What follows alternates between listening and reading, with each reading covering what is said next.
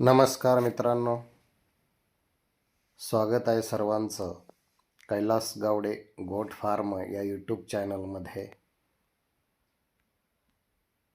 तर आजच्या व्हिडिओमध्ये मी शेळीपालन व्यवसायातील अशा काही गोष्टी सांगणार आहे की ज्या सहसा कोणी सांगत नाही. अनेकदा वाटते की हा व्यवसाय खूप सोपा आणि नफ्याचा आहे, पण वास्तव्यात होणारा तोटा आणि येणाऱ्या अडचणी खूप मोठ्या आहेत. माझे वैयक्तिक अनुभव आणि या व्यवसायातील काळी बाजू जाणून घेण्यासाठी मित्रांनो हा व्हिडिओ शेवटपर्यंत पहा आणि नवीन असेल तर चॅनलला सबस्क्राईब करा. खूप छान सुंदर माहिती आज मी आपणाला या व्हिडिओच्या माध्यमातून देणार आहे. तर पहा मित्रांनो, पहिला विषय असा आहे की शेळ्यांचा जो हे आहे, आपल्या ज्या चुका होतात त्या चुका काय आहेत बघूया. त्याच्यानंतर नफा तोटा सर्व पाहणार आहोत. तर चाऱ्याच्या नियोजनातील चुका, शेळ्यांच्या मृत्यूदर आणि रोगांचे संकट, दलाल आणि मार्केटची समस्या, मजुरांची उपलब्धता नसणे आणि वाढता खर्च, अशा अनेक गोष्टी आहेत. तर शेळीपालन फक्त नफ्याचा व्यवसाय म्हणून अनेक लोक त्या व्यवसायामध्ये उडी घेतात, पण जमिनीची परिस्थिती वेगळीच असते. जमिनीवरची परिस्थिती वेगळीच असते. आणि शहाणे असेल तर मी म्हणतो शेळीपालन करूच नाही. जर आपल्याला कुठल्याही प्रकारचा अनुभव नसेल तर शहाणे असेल तर शेळीपालन करूच नाही. तर मित्रांनो, आता शेळीपालनात तोटा आणि होण्याची मुख्य कारणे पाहूया आपण या व्हिडिओच्या माध्यमातून. आता शेळीपालन तोट्यात कसं जातं? नवीन आपण व्यवसाय करत आहे शेळीपालनाचा, पण तो आपल्याकडून तोट्यात जात आहे. तर काय होतं? अपुरी माहिती आणि प्रशिक्षण. अपुरी माहिती आणि प्रशिक्षण. केवळ यूट्यूबचे व्हिडिओ बघून किंवा दुसऱ्याचे उत्पादन ऐकून शेळीपालन सुरू केल्यास फसवणूक होण्याची शक्यता जास्त असते. दुसरी गोष्ट, चाऱ्याचे चुकीचे नियोजन. शेळ्यांना लागणारा ओला आणि सुका चारा स्वतःच्या शेतात तयार नसेल आणि तो जर विकत घ्यावा लागला तर मित्रांनो, नफा तिथं होणार नाही, तिथं सुद्धा तुमचा तोटा होऊ शकतो. कारण आपल्याला खर्च विकत घेऊन परवडत नाही. दुसरी गोष्ट, रोगांचे प्रमाण आणि मृत्यूदर. PPR, ET यासारख्या रोगामुळे जर शेळ्या जर दगावल्या तर मोठे आर्थिक नुकसान होते. योग्य वेळी लसीकरण न होणे त्यामागचे मुख्य कारण असते. योग्य वेळात जर आपण लसीकरण नाही केलं तर हा तोटा आपल्याला सहन करावा लागतो. दुसरी गोष्ट, मार्केटिंगचा अनुभव. शेळ्या विकताना आपल्याला अनुभव नसेल, कशा द्यायच्या, काय करायच्या, तर मध्यस्थी जो आपला दलाल आहे तो जास्त नफा काढतो आणि जो शेळ्या विकतो त्यांना नफा कमवता येत नाही. शेतकऱ्यांच्या हाती कमी पैसे पडतात.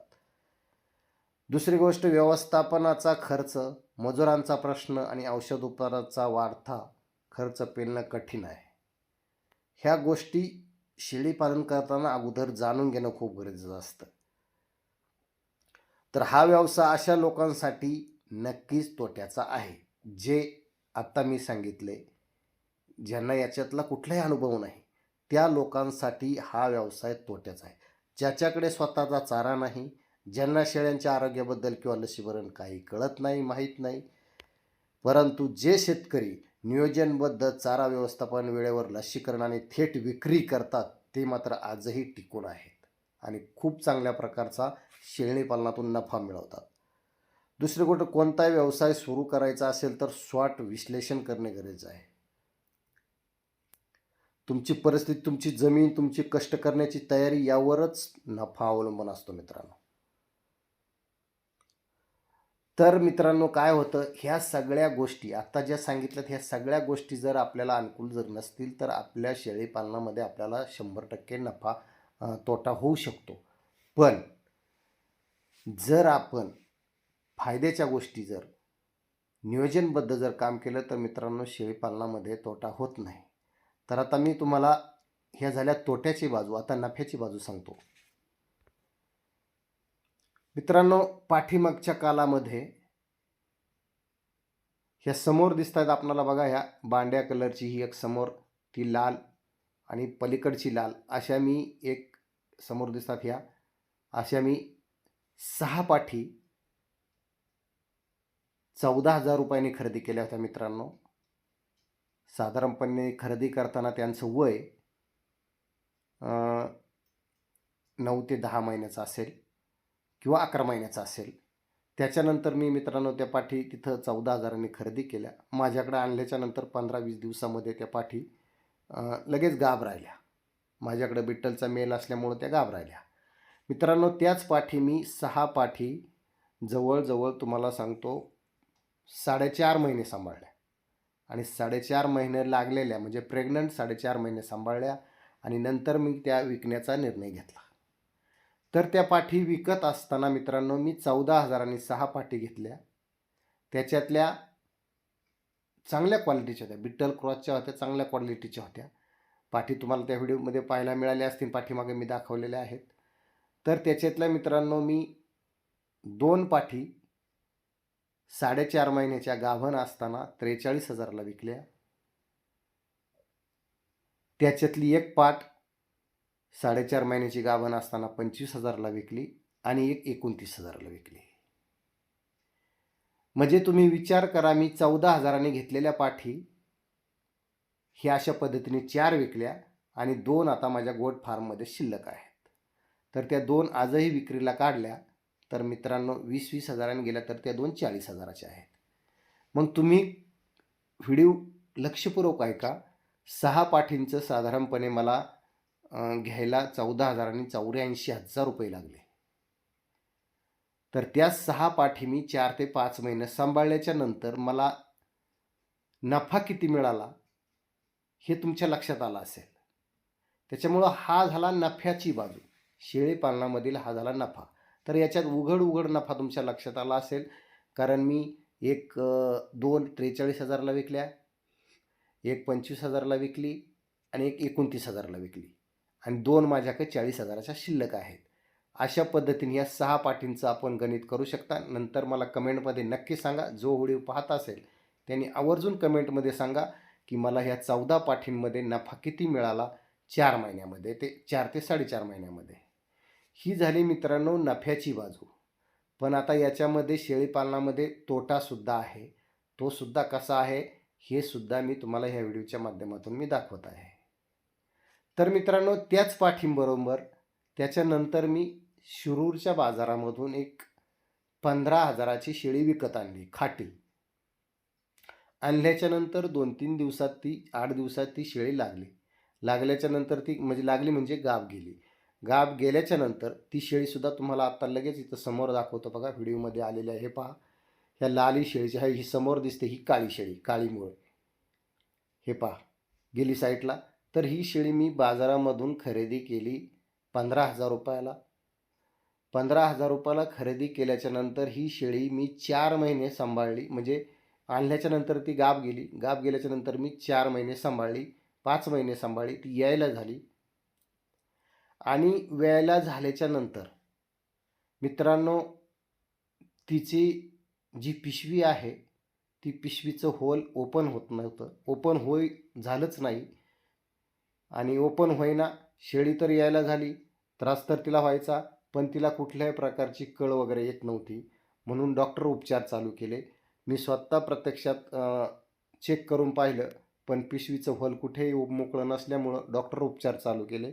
डॉक्टर उपचार चालू केले असताना डॉक्टर म्हणला ठीक आहे, आपण हिला कळीचे इंजेक्शन देऊ, असं देऊ तसं देऊ. तिला भरपूर इंजेक्शन दिले. 1 दिवस मित्रांनो यायला झालेल्या शेळीची वाट पाहिली, पण तिची कुठल्याही प्रकारची ती पिशवी जी आहे ते पिशवीचं जे होल आहे ते ओपन झालं नाही. आणि ओपन न झाल्यामुळं मित्रांनो त्या शेळीच्या पोटामध्ये 3 पिल्ले होते आणि ते 3ही पिल्ले शेळीच्या पोटामध्ये दगावले. पण आता शेळीच्या पिशवीचं होल मोकळं नसल्यामुळे डॉक्टर म्हणला आता याला काहीच उपाय नाही. म्हणलं अहो डॉक्टर असं कसं सांगता तुम्ही, काहीच उपाय नाही म्हणजे शेळी मरून द्यायची? म्हणले पर्याय नाही, तिचं शिजीर करावं लागेल. ठीक आहे म्हणलं शिजीर करा. त्यांनी 2-3 डॉक्टरांना कॉन्टॅक्ट केलं, पण एकही डॉक्टर शिजीर करायला तयार झाला नाही. आणि शेवटी डॉक्टरला मी फोर्स केला, म्हटलं आता तुम्ही, ते म्हणले शिजीरचं काम लय क्रिटिकल आहे, त्याच्यातून पण शेळी वाचू शकत नाही. आणि डॉक्टरने ते शिजीर करायचं टाळलं. समोरचा जो डॉक्टर होता मेन डॉक्टर, त्यांनी पण शिजीर करायचं टाळलं मित्रांनो. पण आता शेळी मी ठरवलं, शेळी अशी पण मरणार आहे आणि तशी पण मरणार आहे. कारण 3 दिवस मित्रांनो शेळीच्या पोटामध्ये पिल्ले राहिले. पिल्ले जाम पोटामध्ये फुगले. मग इंजेक्शन, कळ्याचे इंजेक्शन देऊन हे करून खूप प्रयत्न केले. तर मित्रांनो 2 ते 3 दिवसानंतर त्या पिशवीचं थोडं होल एक आपल्या लिंबावानी असं उघडलं. लिंबावानी शेळीचं पिशवीचं होल ओपन झालं आणि ओपन झाल्याच्या नंतर मित्रांनो मग त्याच्यामध्ये प्रयत्न करून त्या 3ऱ्या दिवशी मेलेले शेळीच्या पोटातले पिल्ले बाहेर काढण्याचा प्रयत्न केला.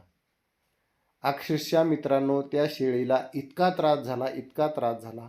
एक एक पिल्लू काढायला 1-1 तास लागला. म्हणजे 3 शेळीचे पिल्लं काढायला 3 तास शेळीला लागले. 3 पिल्लं काढायला शेळीला 3 तास लागले. अक्षरशः शेळीने मान टाकली. पण आम्ही शेवटचा पर्याय, आता ही अशी पण मरणार आहे आणि तशी पण मरणार आहे, चला प्रयत्न करूया म्हणून आम्ही प्रयत्न केला.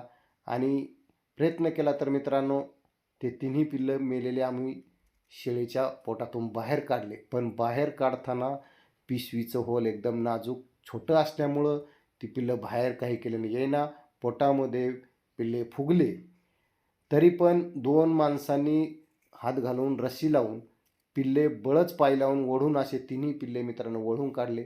शेळी अक्षरशः खूप मोठ्याने आरडत होती, खूप मोठ्याने आरडत होती. आता वाटलं ही जगू शकत नाही आणि जगणार पण नाही. डॉक्टर म्हणला ही जगू शकत नाही. पण तरी पण आम्ही तिला सलाईन वगैरे दिलं आणि खूप प्रयत्न केले आणि त्याच्यातून मित्रांनो ती शेळी आज वाचली आहे. शेळी वाचलेली आहे. तर मला याच्यातून एवढंच सांगायचं आहे की शेळी पालनामध्ये तोटा होतो. कारण 5 महिने मी 15,000ची शेळी घेतली. तिला 5 महिने सांभाळलं. आता ती 6-7 महिने झाले. म्हणजे 6-7 महिन्यामध्ये त्या शेळीचा कुठल्याही प्रकारचा मला नफा मिळालेला नाही. उलटा 2,500-3,000 डॉक्टर दवाखाना झाला आणि आज शेळी फक्त खूट जाग्यावरती उभा आहे. म्हणजे एवढा दवाखाना प्रयत्न केल्यामुळे ती शेळी वाचली आहे, मरली नाही. ती शेळी वाचलेली आहे. तर ती आता उद्या भविष्यात तिच्यापासून उत्पन्न मिळेल ना मिळेल हे पुढचा विषय आहे.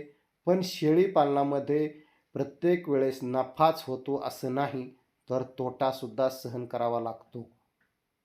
तर त्याच्यामुळे शेळीपालन हे खूप अवघड आहे. तर मित्रांनो ती शेळी मी आता तुम्हाला दाखवत आहे. पहा मित्रांनो, ही समोर उभी राहिलेली शेळी आहे.